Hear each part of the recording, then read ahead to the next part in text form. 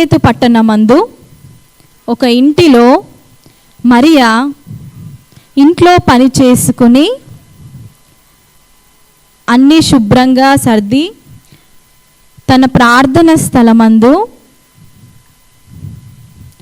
వాక్యాన్ని ధ్యానిస్తూ ప్రార్థనలో ఉన్నటువంటి సమయమున ప్రకాశమానమైనటువంటి వెలుగు ఆ గదిలో ప్రవేశించును.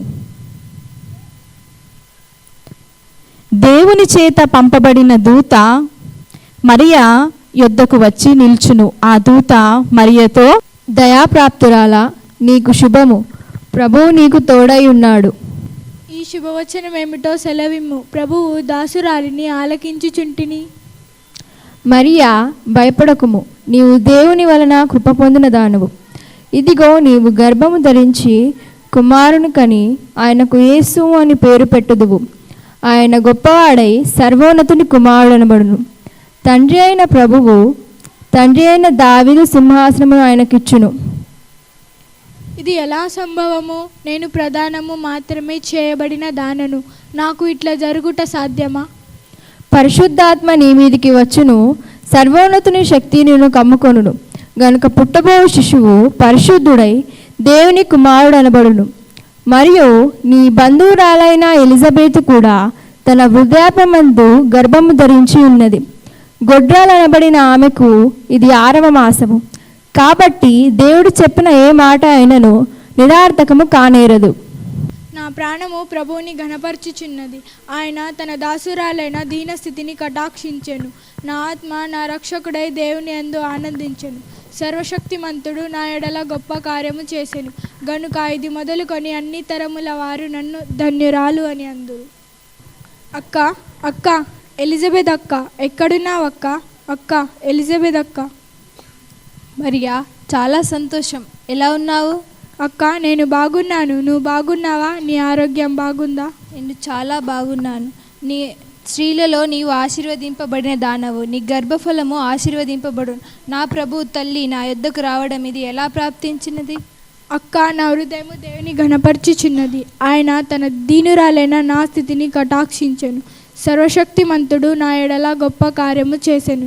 గనుక ఈ తరముల వారు కాదు, వచ్చు ప్రతి తరముల వారు నన్ను ధన్యురాలు అని అందు. మరియా, ఈ మాట వినగానే నా గర్భంలో ఉన్న శిశువు ఆనందంతో గంతులు వేసెను. అక్క, అక్క, అక్క, అక్క, జ్యోతి, బాగున్నారా? ఈ విషయం తెలుసా? మరియమ్మ గర్భవతి అట. అవునా? ఇదెక్కడి విడ్డూరం? యోసేపు చాలా మంచివాడే. యోసేపుకు ఎంత అవమానం జరుగుతుందో ఏమో. అవును, యోసేపుకు అవమానం కలుగుతుంది. ఎందుకంటే మరియమ్మ కన్య కదా. ఇలా జరిగినప్పుడు యోసేపుకు అవమానమే కదా. అరే, ఎలా జరిగింది, ఇట్లా అయింది కదా. అవును కదా. యోసేపు చాలా విచారముగా, ఆందోళనగా అటు ఇటు తిరుగుచూ తనలో తానే మాట్లాడుకుంటూ ఉంటాడు. ఏమిటి, నేను వినుచున్నది నిజమా? ఇది ఎలా సాధ్యము? ఇది ఎలా జరిగినది? మరియ చాలా మంచిది, దైవభక్తి గలది, దేవుణ్ణి ఎంతగానో ప్రేమించేది. మరి ఇలా ఎట్లు జరిగినది? అసలు ఇది నిజమా? ఒకవేళ నేను వినున్నది నిజమే అయినా ఇప్పుడు నేను ఏం చేయాలి? మరియతో వివాహం నాకు సిద్ధపడవలెనా లేక మానివేయాలా? అయినా మరియను అవమానపరచడం భావ్యం కాదు. గనుక రహస్యంగా తనని విడిచిపెడతాను. ఇదే న్యాయము. యోసేపు, యోసేపు, దావీదు కుమారుడైన యోసేపు, నీ భార్య అయిన మరియను చేర్చుకొనుటకు భయపడకుము, సందేహపడకుము. మరియా గర్భము ధరించినది పరిశుద్ధాత్మ వలన కలిగినది. ఆమె గర్భము ధరించి ఓ కుమారుని కనును. ఆయన గొప్పవాడై తన ప్రజల పాపముల నుండి వారిని రక్షించును. గనుక ఆయనకి యేసు అని పేరు పెట్టుదు. కాబట్టి మరియను చేర్చుకొనుటకు ఏ విధమైన అభ్యంతరమును తెలుపక ఆమెకి అన్ని విధములుగా తోడుగా ఉండుము.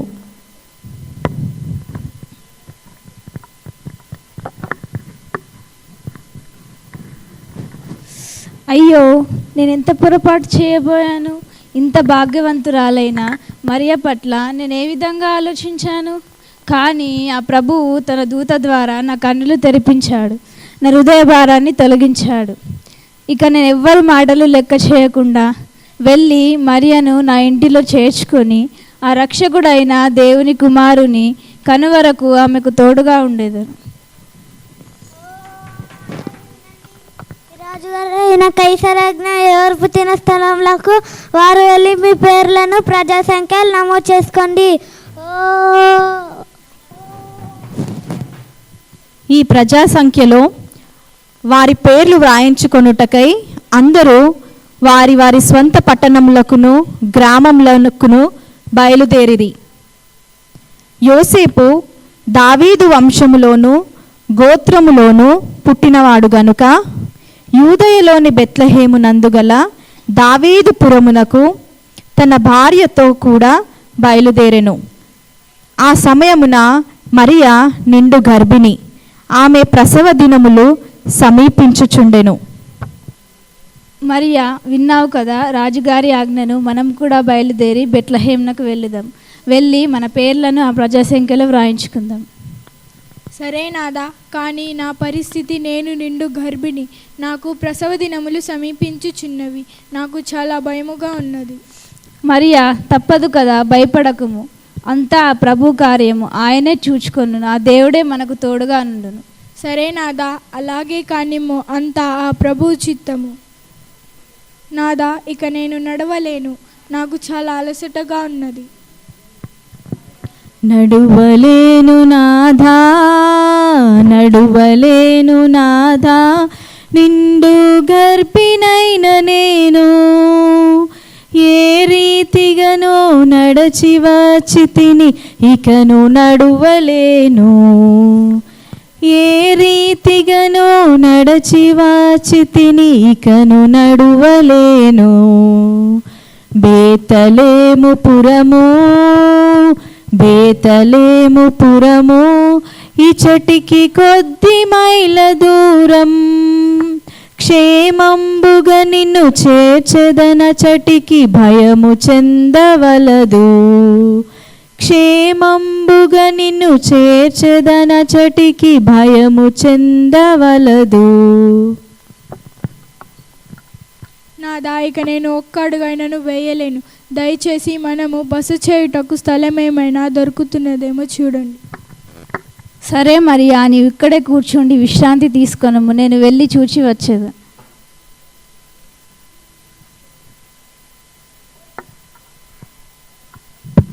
అయ్యా. ఎవరది? అయ్యా, మేము చాలా దూరం నుండి వచ్చాము. నా భార్య నిండు గర్భిణి, మీ దగ్గర స్థలం ఉంటే ఇప్పించండి. చుట్టాలతో మా ఇంట్లో స్థలం అంతా నిండిపోయింది. స్థలం లేదు, ఏం లేదు. వెళ్ళవయ్యా, వెళ్ళు.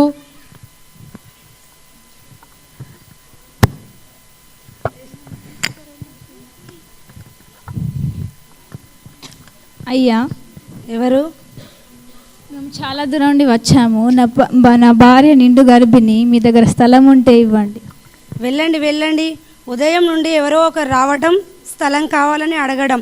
వెళ్ళండి.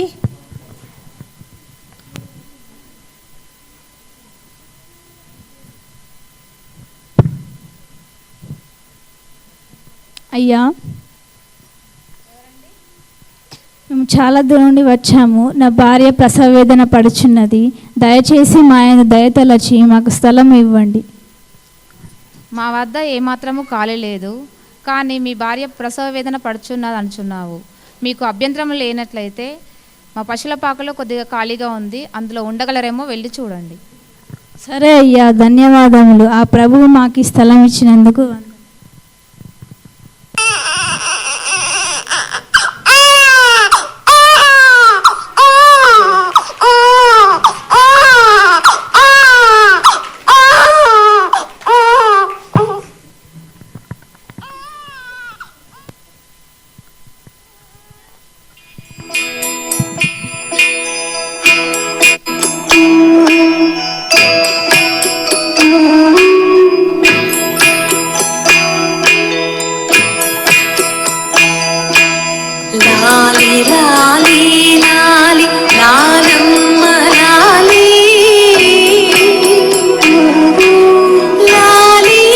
పాడరే బాలయేసునకు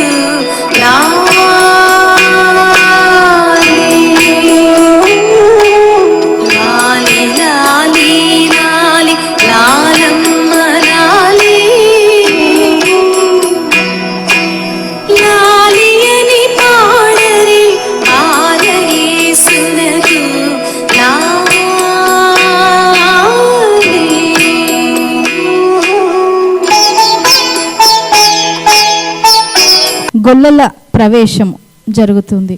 బాబా ఏం చలి పెడుతున్నదిరా. అబ్బా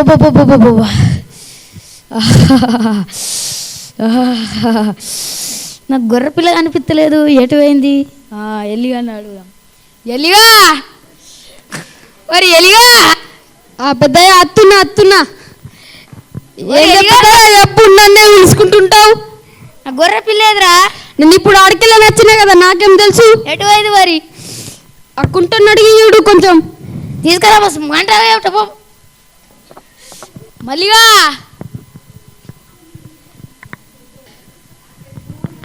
చోటోడా వారు తిండిపోతాడా?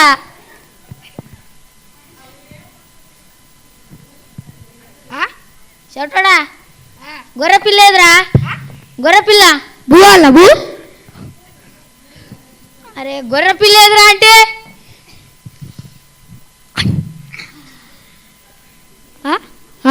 గొర్రె పిల్లరా. ఆకలి అవుతుందా? గొర్రె పిల్లరా, తిండిపోతాడా? బువ్వాల బువ్వా అనికేమన్నా చెప్పురా. గొర్రె పిల్లేది. ఆకలి అవుతుందా? ఆకలి మాట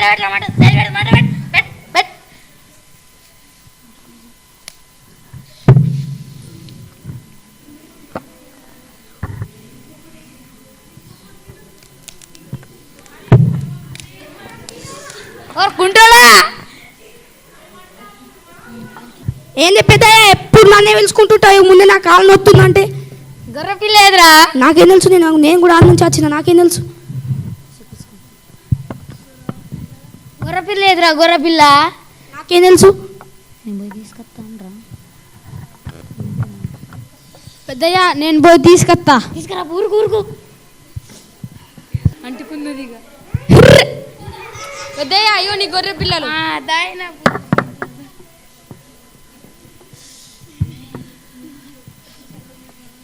పెద్దయ్య నేను సర్ది తెచ్చుకున్నాను, నేను తింటా. తిన్ అడే తినకుండా చచ్చిపోయేటట్టున్నారు, తినేదాన్ని.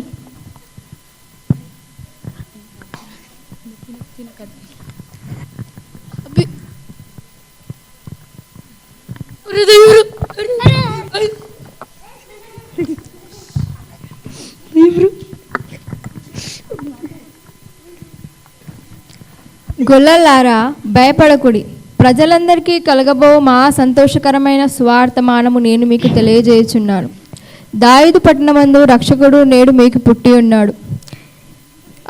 ఆయన యేసు ప్రభు. దానికి ఇదే మీ కానవాలు. ఒక శిశువు పొత్తిగుడ్డలతో చుట్టబడి తొట్టిలో పండుకొని ఉండుట మీరు చూచెదరు.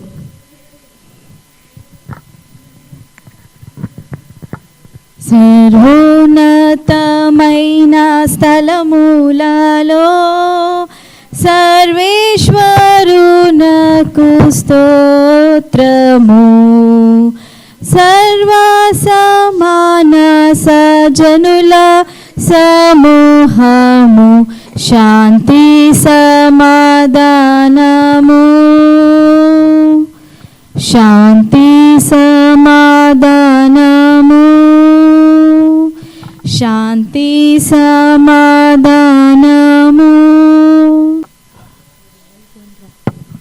అరే మచ్చిందిరా తెల్లగా. ఏమో భూతమో, నేను చక్కెర వచ్చి కిందని పడిపోయినా.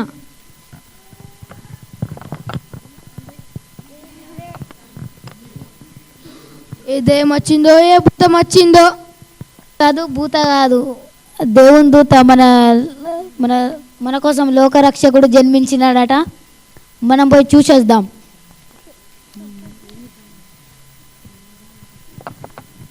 ఏమిద్దాం?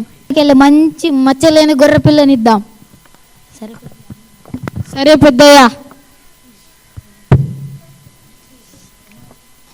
పోదామురన్నా శ్రీయసుని చూడా పదరా పోదామురన్నా. పదరా పోదామురన్నా శ్రీయసుని చూడా పదరా పోదామురన్నా. శ్రీయే సన్ననట లోకరక్షకుడట.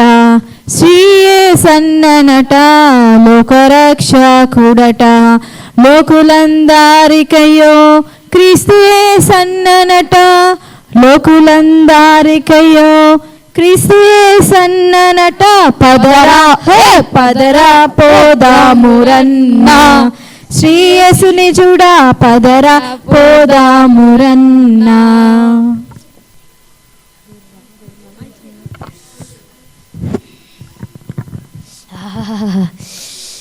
ఎంత మంచిగా ఉన్నారా, ఎంత మంచిగా ముద్దు తెల్ల ఉన్నాడు.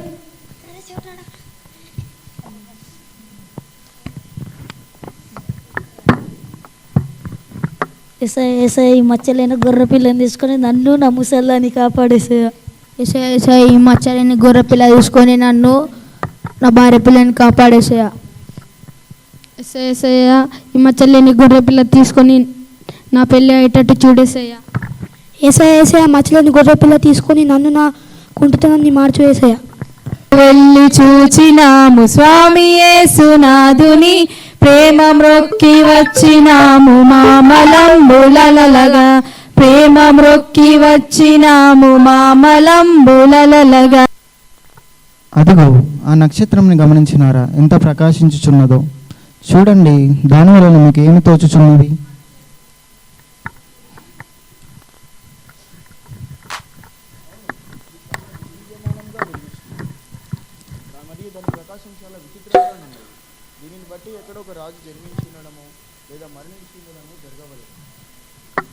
అవును, తప్పకుండా అలాగుననే జరుగునని ఆ నక్షత్రమును బట్టి నాకు తోచుచున్నది. అయితే మనమును ఆ రాజును దర్శించుటకు వెళ్ళుదము. నేనైతే రాజుకు కానుకగా బంగారమును తెచ్చేదను. నేను సామ్రాణిని తెచ్చేదను. నేను బోలమును తెచ్చేదను. ఆ నక్షత్రమును గమనించండి, అది కదులుచున్నట్లుగా అనిపించుచున్నది. అట్లయితే అది తప్పకుండా మనల్ని ఆ చోటికి నడిపించింది. చెప్పండి మంత్రి గారు, ఏమిటి మన రాజ్య విశేషాలు? రాజా, తమ పాలనలో ప్రజలందరూ క్షేమమే, అందరూ సుఖ సంతోషములతో ఉన్నారు. ప్రజల శ్రేయస్సు కోరే రాజుగా మిమ్మల్ని ప్రతి ఒక్కరూ పొగుడుచున్నారు. ఆహాహా, ప్రజలందరూ సంతోషమే కదా మనకు కావాల్సింది. జ్ఞానులను ప్రవేశపెట్టండి.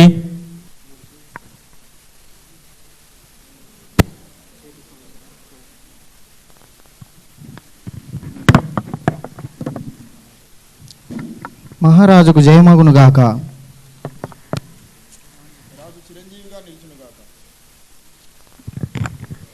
రాజుగారికి శుభాభివందనములు. నమస్కారం, ఆసనలు కండి. చెప్పండి, మీ రాక గల కారణం ఏమిటి? మేము తూర్పు దేశపు జ్ఞానులము. మేము ఆకాశం అందున్న ఒక నక్షత్రమును చూచి దాని ద్వారా తెలుసుకొనినది ఏమనగా ఒక మహారాజు జన్మించి ఉంటాడని. అంతేకాదు మహారాజా, మేము దానిని గమనించి చూడగా అది కదులుచున్నట్లుగా కనబడింది. అలా కదులుచున్న నక్షత్రం మేము వెంబడించగా అది మీ నగరమైన బేత్లెహేమునకు మమ్మల్ని నడిపించినది. అవును రాజా, ఈ కారణమును బట్టి మేము ఈ నగరానికి చేరి ఉన్నాము. కానీ ఇక్కడ పరిస్థితి అనుకూలముగా లేదు. మేము ఆ శిశువుని చూచి మా కానుకలు ఇయ్యాలని మా ఆశ. అటులనా? అయితే మేము మా రాజ్యంలో గల శాస్త్రులను పండితుల వారిని పిలిపించి మీరు చెప్పిన దాని ప్రకారము మేము పరిశీలించదము. అప్పటి వరకు మీరు మా రాజ్యంలో విశ్రాంతి తీసుకోండి. మేము మొత్తం పరిశీలించిన తర్వాత మీకు తెలియచెప్పదము. మీరు వెళ్ళి విశ్రాంతి తీసుకోవచ్చు. భటులను పండితులను పిలుచుకొని రండి.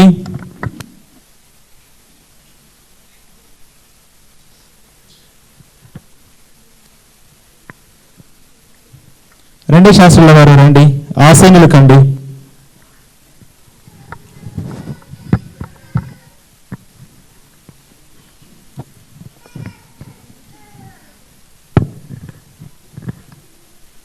రాజా, మమ్మల్ని పిలుచుటకు గల కారణం ఏమిటి? సెలవీయండి. అవును, ఎవరో తూర్పు దేశపు జ్ఞానులంట. వారు ఆకాశంలో ఒక ప్రకాశవంతమైన నక్షత్రాన్ని చూచారంట. ఆ నక్షత్రం ద్వారా వారు పరీక్షించినప్పుడు ఆ నక్షత్రము ఎవరో ఒక గొప్ప మహారాజు యొక్క జననాన్ని సూచిస్తుందని వారు కనుక్కున్నారంట. అలాగే ఆ నక్షత్రం చూపించిన దారి ద్వారా మన పురంలోకి వారు చేరారు. వారి మాటలను బట్టి చూస్తే నాకు కూడా నిజముగానే తోచుచున్నది. అయితే మీ గ్రంథాలను తెరవండి, ఆ గ్రంథాలలో గల విషయాన్ని పరీక్షించి నిజంగా ఆ బాలుడు జన్మించాడో లేదో తెలుసుకోండి. ఎక్కడ ఆ బాలుడు జన్మించాడో నాకు ఆ ప్రదేశం గురించి నాకు చెప్పండి. చిత్తం మహారాజ్.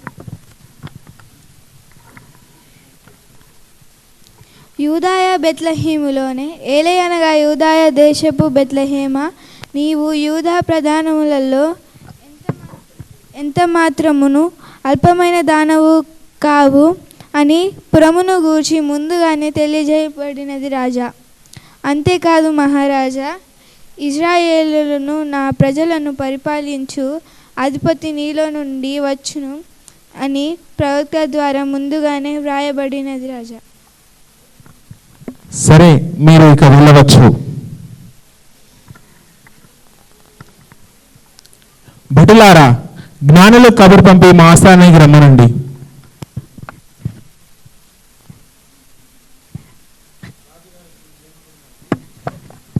రాజు చిరంజీవిగా నిల్చునుగాక. రాజుగారికి శుభాభివందనములు.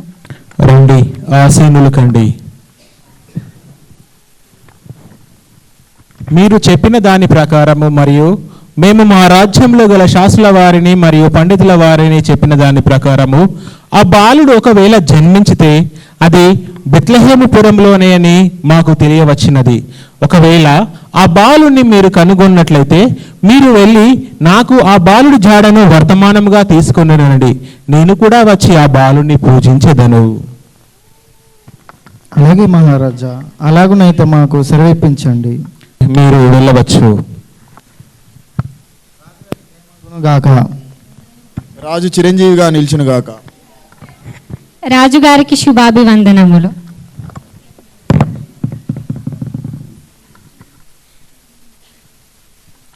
ఈ రాజ్యంలో నేనున్నగా మరొక రాజా? ఈ రాజ్యానికి నేనే మహారాజును. మరి ఒక రాజు వచ్చినను నేను ఆ రాజును సంహరించదను. ఈ రాజ్యానికి నేనే మహారాజును. వచ్చి కానుకలిచ్చేదము, కొండలు నదులు గిరులు దాటుచు నిత్యము నిలుటకై. ఓ వినోదమైన నక్షత్రం, ప్రకాశమైన మార్గము, పశ్చిమ త్రోవ నడుచుచు మేము ప్రభుని చూచుటకై. బంగారం నే నర్పించేదను, శిశువుకు కిరీటం పెట్టుటకై. ఓ వినోదమైన నక్షత్రం, ప్రకాశమైన మార్గము, పశ్చిమ త్రోవ నడుచుచు మేము ప్రభుని చూచుటకై. సమర్పించేదను, శిశువుకు ధూపము వేయుటకై. ఓ వినోదమైన నక్షత్రం, ప్రకాశమైన మార్గము, పశ్చిమ త్రోవ నడుచుచు మేము ప్రభుని చూచుటకై. బోలమునే నర్పించేదను, రాతి సమాధిలో బంధించుటకై. ఓ వినోదమైన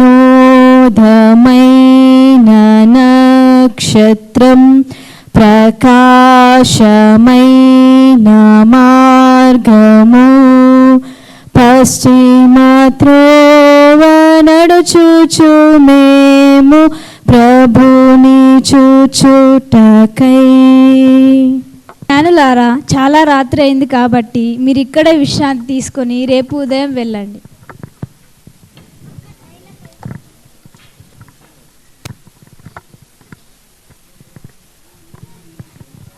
జ్ఞానుల్లారా, ఈ శిశువును హేరోదు రాజు చంపదూచున్నాడు గనుక మీరు వచ్చిన మార్గంలో గాక వేరే మార్గంలో వెళ్ళుడి. సర్వోన్నతమైన స్థలములలో మా దేవునికి మహిమా, తనకిష్టులైన భూ ప్రజలందరికీ సమాధానము కలుగునుగాక. సర్వోన్నతమైన స్థలములలో మా దేవునికి మహిమా, తనకిష్టులైన భూ ప్రజలందరికీ సమాధానము కలుగునుగాక.